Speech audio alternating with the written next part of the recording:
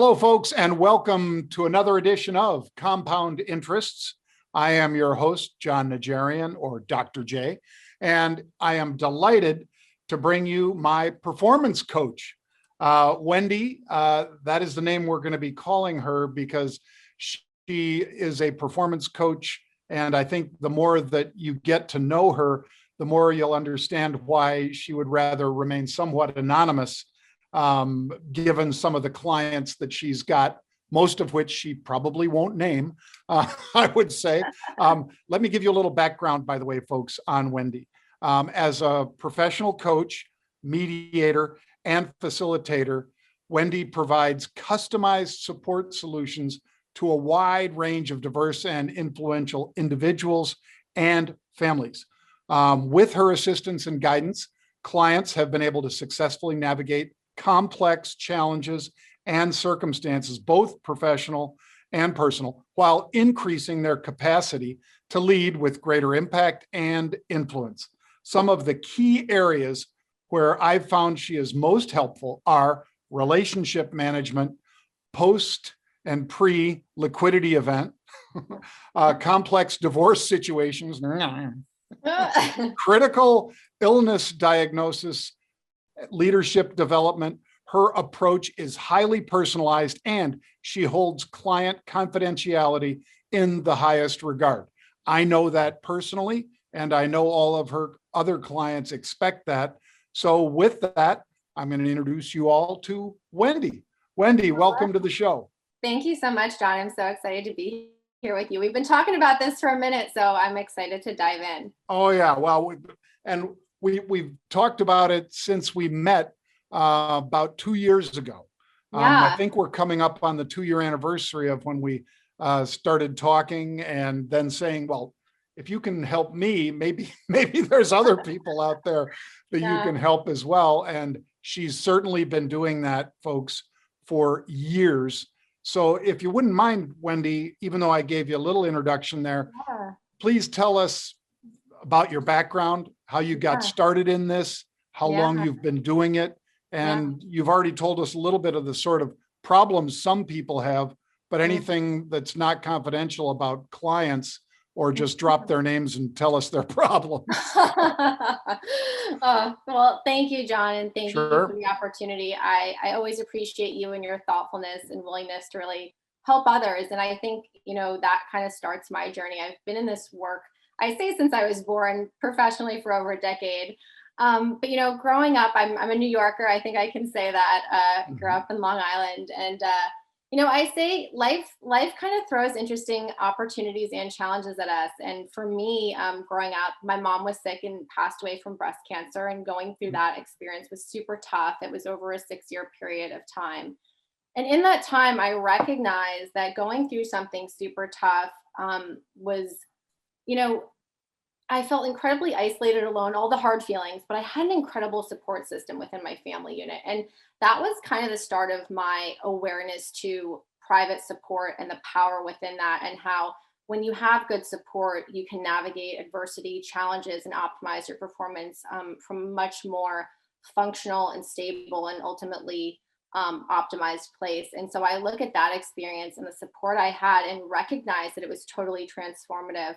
And so over the years, I found that I always was that person for people, and desired to build some skills around that. And so became a mediator, where I specialize in conflict resolution. A lot of my work is helping people navigate through different conflicts, whether it's within themselves or people in their family unit or in their professional worlds.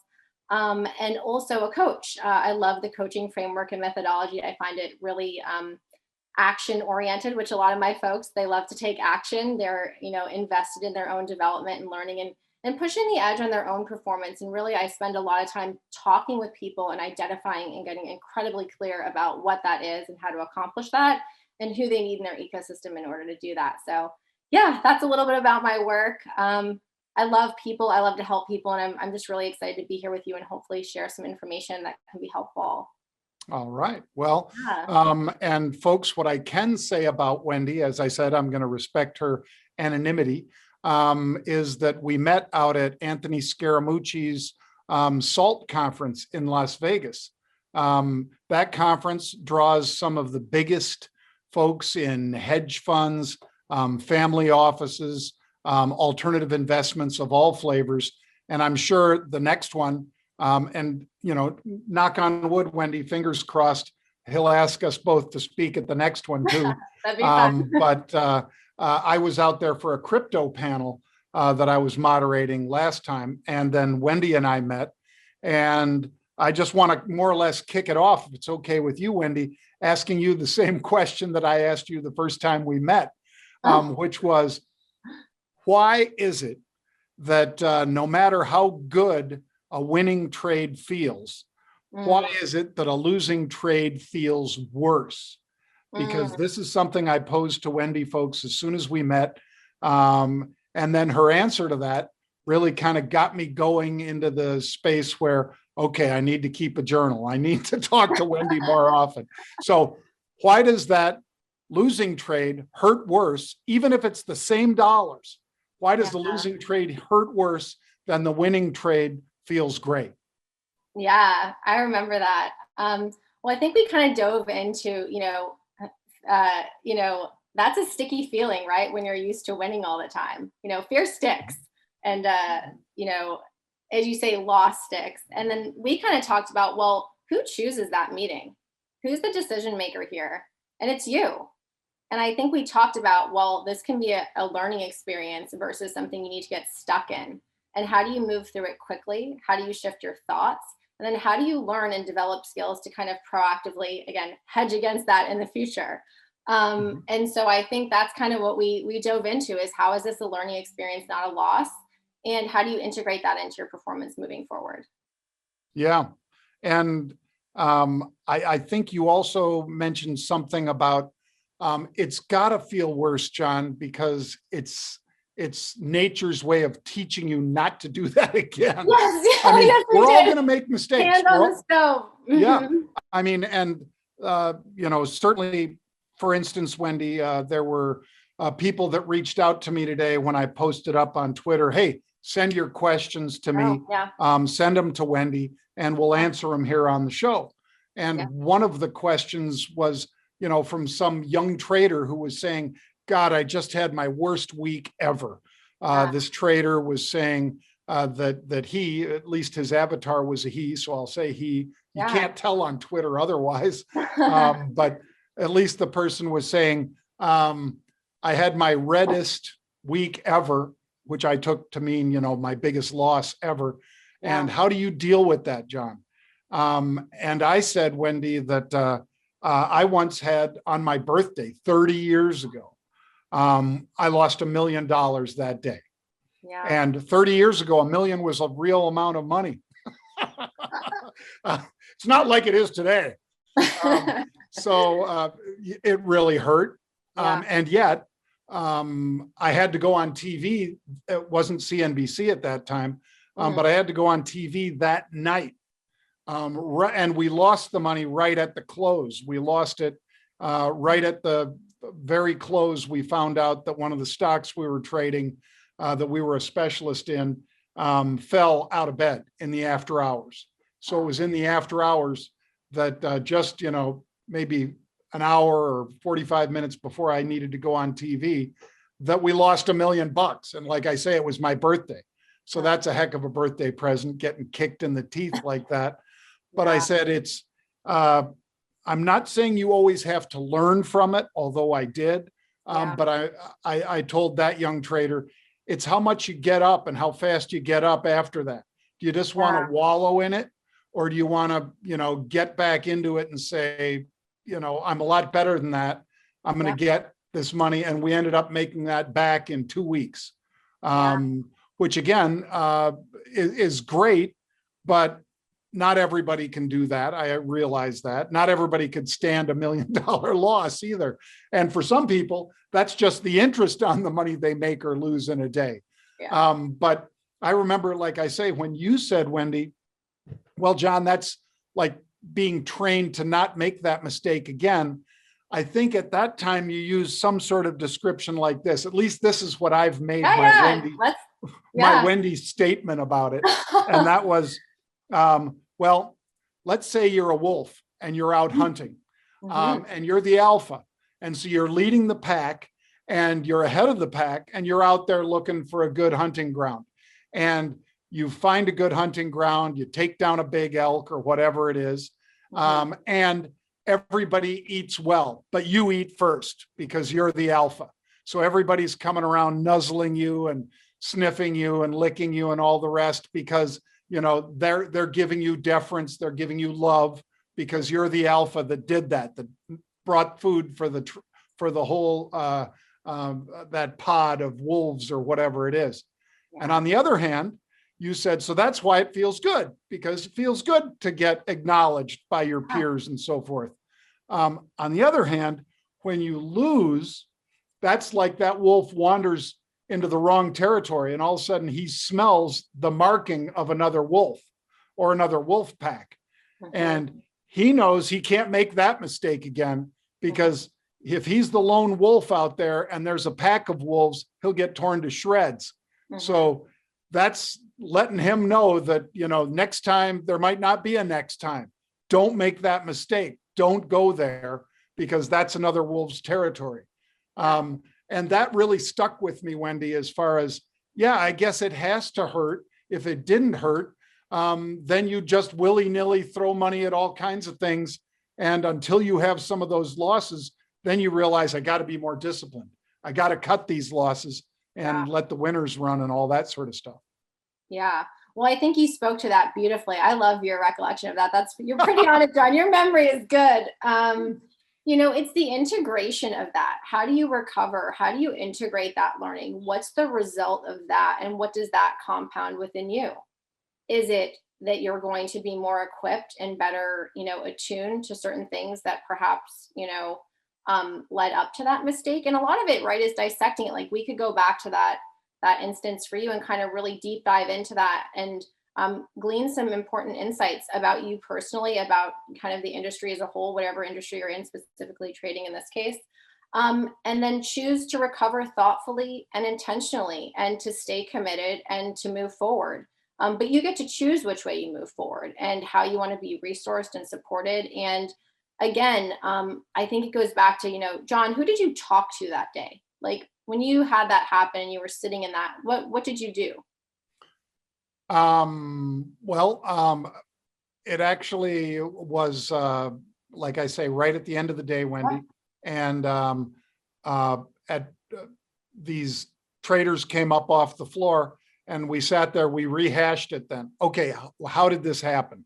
Because it wasn't me, it was my traders, but that's my money. You process it though, right? Yeah, You cycle the information, right? You didn't keep it inside and let it, like, I look at it like poison, right? Like, did you get it out of you or did you keep it in you, right? You processed it out and you made something better with it.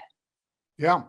And in fact, ultimately, Wendy, it ended up being a godsend. Not that losing always has to be that, but in this case, what we did was I said, okay, so as we examined it, we figured out that we lost the bulk of the money from something that happened in the final 10 or 15 minutes of trading, which we would never let happen again. And that was that somebody big, a big Wall Street investment bank that I won't mention, even their initials, but it might begin with the letter G. But they came in and bought an awful lot of a put option, which is insurance. And as soon as the news came out, the stock fell dramatically. That insurance became worth a lot of money, and we had sold that insurance. So it'd be like if you insured a car and it smashed into a wall, you know, you're on the hook for it if you're Geico and Warren Buffett, but he's spread out over millions of cars that are on the road. You know, the very nature of car insurance or life insurance is that you've got actuarial tables. You know there's going to be a certain amount of crashes, certain amount of deaths. But if you spread it across the country, you don't want to be all in southern Florida, you know, and have a hurricane hit.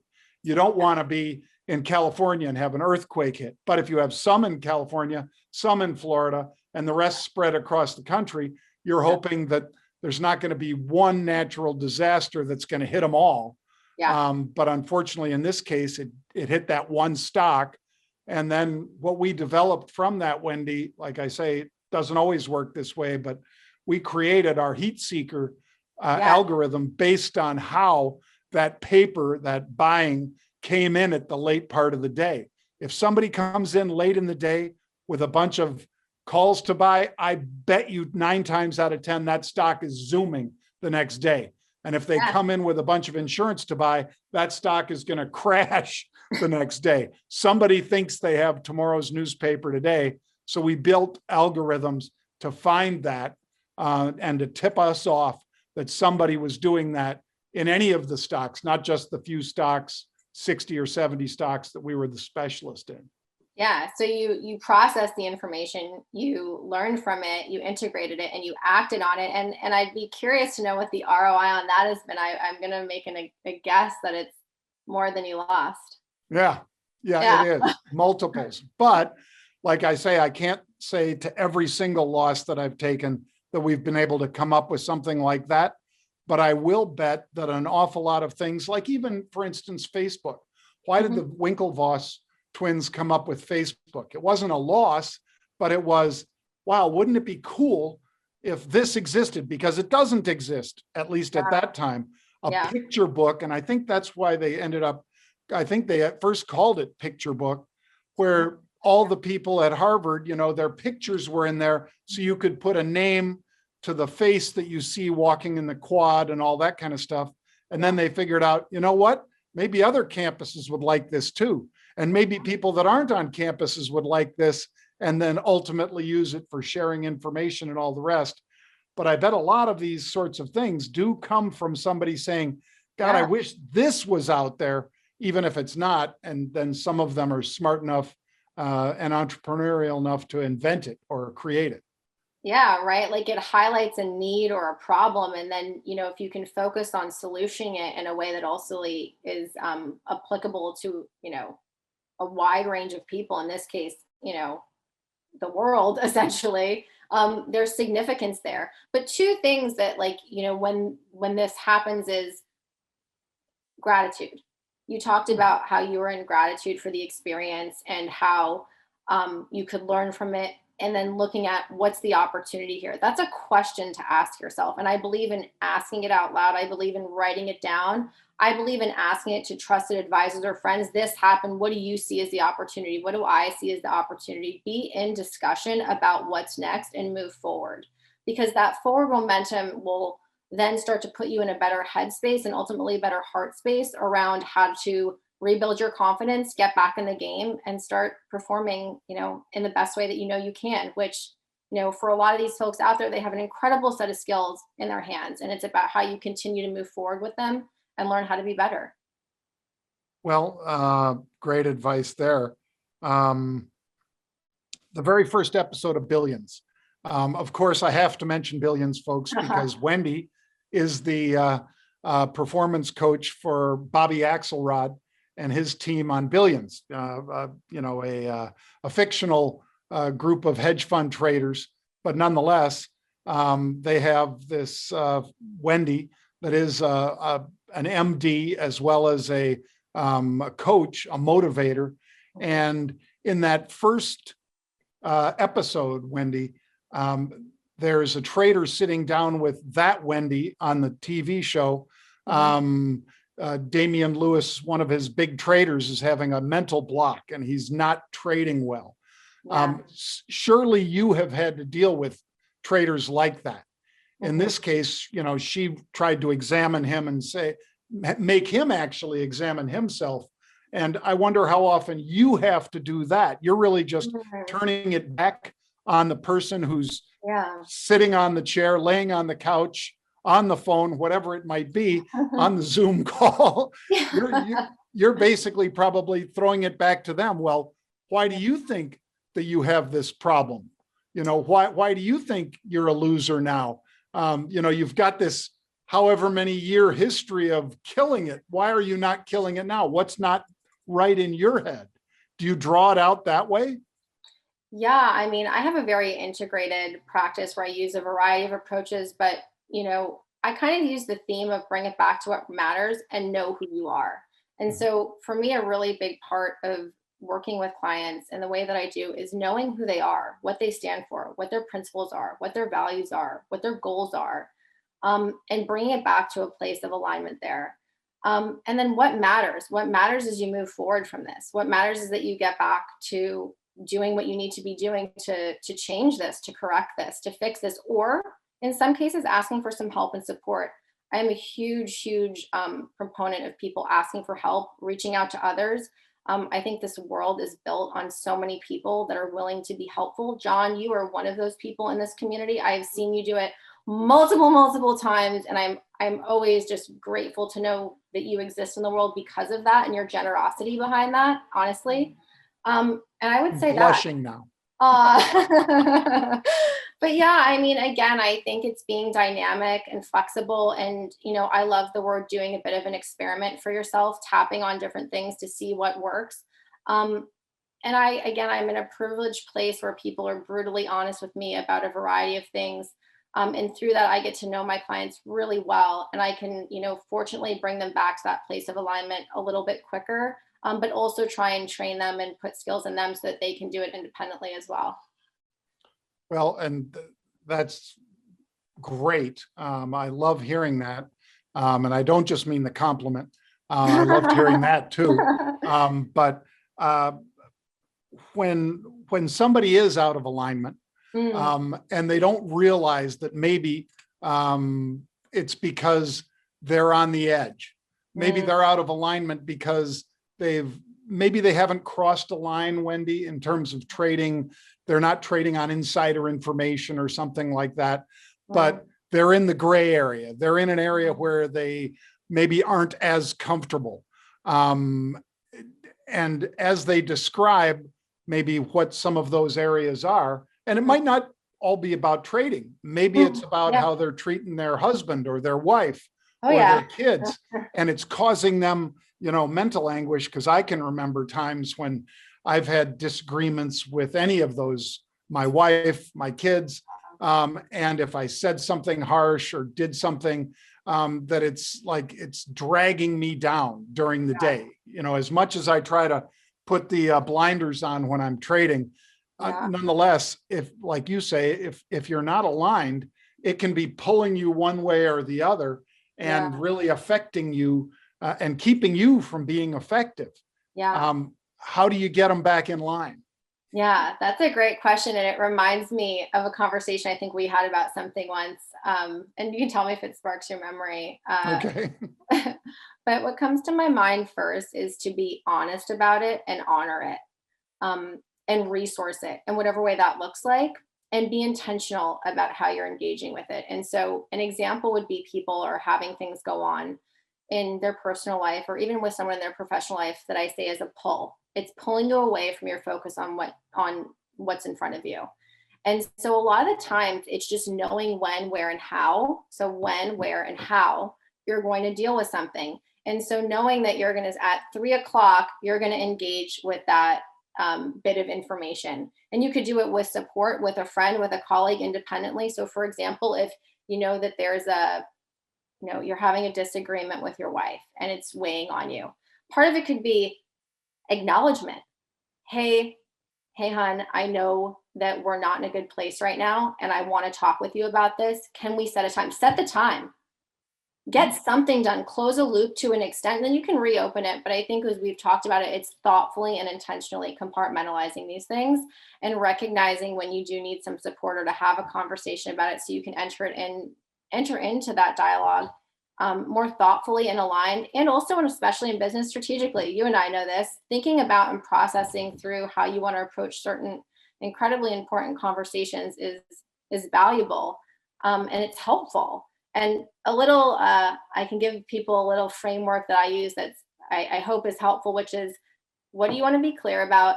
What do you want to be curious about? Huge miss I see often is people know what they want to say, but they don't know what they want to be curious about for the other person, which is so much good information. And then how do you want to show up in that interaction? Who do you want to be sitting at the table? What's the energy you want to bring? How do you want to feel? What experience do you want to create with the other person? and I would write them out. I would think it through, but clear, curious, and how you want to show up. If you can nail that and you can think through that, I think that that would be helpful. All right. Well, what about one more then? It was in your bio, some of which I had to leave out, of course. But as far as I know, one of the number one things about traders, well, one of the number one things is luck, because traders are big believers in luck. If I would have only not been at the computer for those 5 minutes, the stock would have ran and I would have come into the room and the stock would be 20% higher and I'm getting out at that level, not this level, and so forth and so on. Traders believe that there's luck. Some of us won't trade the number 13, for instance. I've got my numbers too. So I you know what, I'm with you guys. Well, the other thing is, Wendy, that I mean, in your bio, you talked about helping people negotiate through divorce and things like that. Now, knock on wood, that's not my problem. No. But if there is a trader that has that, man, we put them in a box. I don't treat them differently, but we put a lot of eyes on that trader, because inevitably they're going to try to make back what they think they're going to lose in the divorce right away. And that dog doesn't hunt. As I described already, whatever I lost on that day 30 years ago, it took us weeks to get it back, and we did get it back. And then ultimately things got a lot better, but I didn't try to make it back the next day. If it takes somebody, 10 years of trading to make this enough money that now he doesn't love his wife anymore, she wants to ditch this loser that now is a very rich loser, it's going to weigh on him. He or she is going to want to win all that money back right away. So like I say, if it's one of our traders, we always put a lot of eyes on them. We put, without them knowing it, a lot more restrictions on their account. So because we're worried that they're going to try to roll the dice, and trading's not about rolling the dice. It's about moving the odds into your favor, trading within your comfort zone, making money, cutting losses. But what kind of situations have you been involved in with a divorce where they're just so damned and determined to hurt the other person that they're willing to basically risk everything, their business, their other relationships, their relationship with their family and all that? They put it all up just to try to hurt the other person, it seems. Yeah. Well, thank you for asking. I mean, that's a complex topic, and it's, in its broad nature, it's absolutely unique to everybody. And, I always go back to take care of yourself. What does that really look like? And for me, as resource up. When you're going through a different change or transition in your life, get a team around you, support yourself, honor the experience. And I think with me, what I provide is kind of invisible permission slips for people to be human in these human experiences. And, going to a place where I always say, one of the things someone told me once was, the biggest value I get with you is that I can say something and it can mean absolutely everything or absolutely nothing. And I get to choose and I get to change it. And so when you're going through some of these situations, you're going to go through various cycles of thoughts and feelings and trying to make decisions. And I think it goes back to that place of bringing it back to what matters and staying true to who you are. Where am I getting pulled from the person I know I am? And when I look someone in the eyes, I know when they're acting out of alignment with who they are. And another kind of question I pose to people is, in service of what, at the cost of what? And I look at two categories, ROI and ROH. I think we all are familiar with the ROI category, especially in this conversation. And also the ROH, which is return on happiness and heartbeats.